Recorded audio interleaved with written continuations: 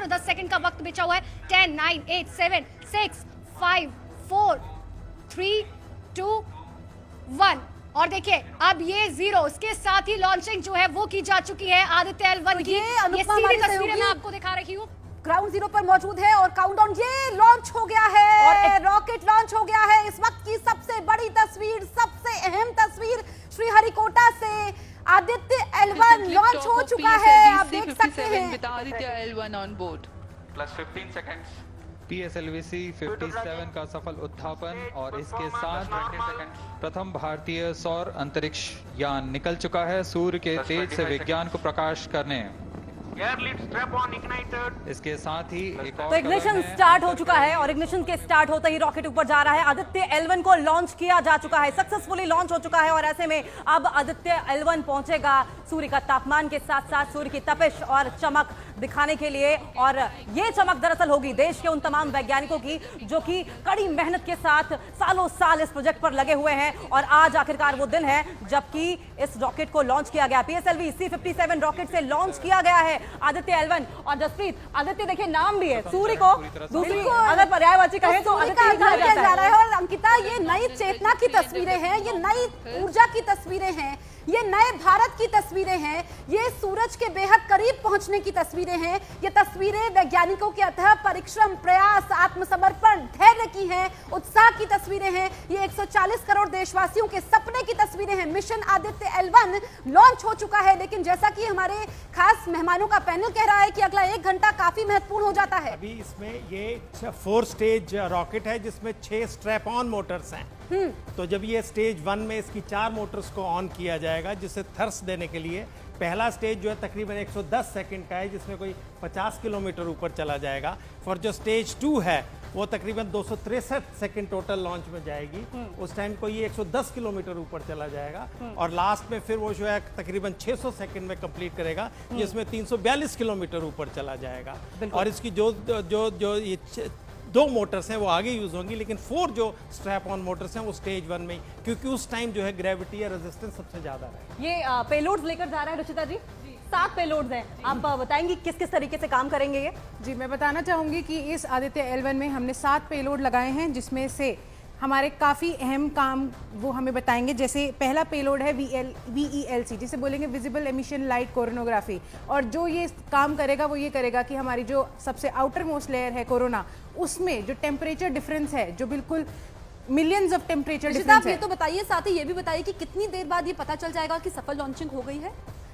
Ma'am देखिए, इसका सफल लॉन्चिंग का हमें ये बताएगा कि इसका जो पूरा ट्रैजेक्टरी है वो 4 महीने की है। अगर हम उस ट्रैजेक्टरी को देखेंगे तो वो सबसे पहले अर्थ की जो लो ऑर्बिट में है, जैसे कि अब लॉन्च हो चुका है, अब लॉन्च होने के बाद ये अर्थ की लो ऑर्बिट में पहुंचेगा। लो ऑर्बिट के बाद ये एक इलेप्टिकल पाथ फॉलो करेगा। उस पाथ को फॉलो करने के बाद इसका एक ऑनबोर्ड प्रोपल्शन है जो ऑन होगा। AK सिंह जी, आपसे भी जान लेते हैं कितनी देर में हमें पता चल जाएगा? देखिए, जहां तक लॉन्चिंग का है, लॉन्चिंग हैज बीन सक्सेसफुल क्योंकि उसने जमीन को छोड़ दिया है।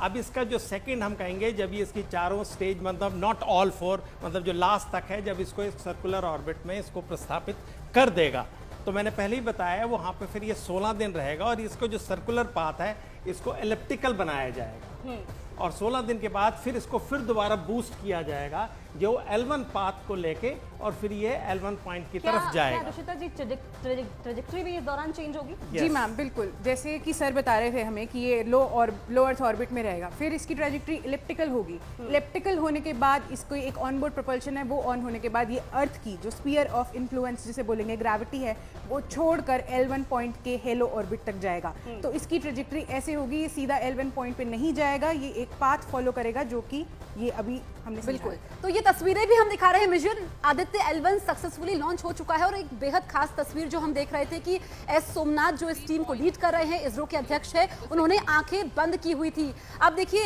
रवीना, सेपरेशन भी हो गया है क्योंकि अब इसमें 2 ऑर्बिट काफी क्रूशियल हैं। तो एक जब तक वो हेलो ऑर्बिट में पहुंचेगा, ये स्टेज कितनी इंपॉर्टेंट है? ये स्टेज देखिए सबसे ज़्यादा इम्पॉर्टेंट है क्योंकि ये हमारी शुरुआती स्टेज है। अगर यहाँ से हमारी शुरुआत कामयाब अगर इसमें हम हो जाते हैं तो आगे आने वाली चीज़ें बहुत आसान हो जाएंगी हमारे लिए। जैसा हमारे सहयोगी ने बताया कि पहले वो सर्कुलर ऑर्बिट में पहुँचेगा, लो अर्थ ऑर्बिट में। अगर वो वहाँ पे सफल हो जाता है, फिर वहाँ से हम लोग देखेंगे कि एलिप्टिकल ऑर्बिट में वो सफल है कि नहीं, फिर वो सेकंड स्टेज, फिर आगे हम लोग देखेंगे जब ऑनबोर्ड प्रोपल्शन के बाद फिर वो आगे कौन सी ऑर्बिट में जा रहा है, फिर वहाँ से हम उसे हेलो ऑर्बिट में। तो हर एक ये स्टेज बहुत ही इंपॉर्टेंट है, लॉन्च होने से लेके L1 तक जाने की हर एक स्टेज बहुत ही इंपॉर्टेंट। सर नेक्स्ट सेपरेशन का क्या माने, कब तक next? इसमें मैं एक और ऐड करूं, वो बड़ा महत्वपूर्ण है। ये आर्गुमेंट ऑफ एपोजी, इसमें एक बड़ा एक नई चीज़ है जिसमें हम इसको जो वक्त लग रहा है वो ये है कि इसको हम 16 दिन रखेंगे। जब ये उस एलिप्टिकल उसमें आएगा जो कि इक्वेटर, जो अर्थ इक्वेटर उसके ऊपर होगा, तब ये L1 की तरफ जाएगा।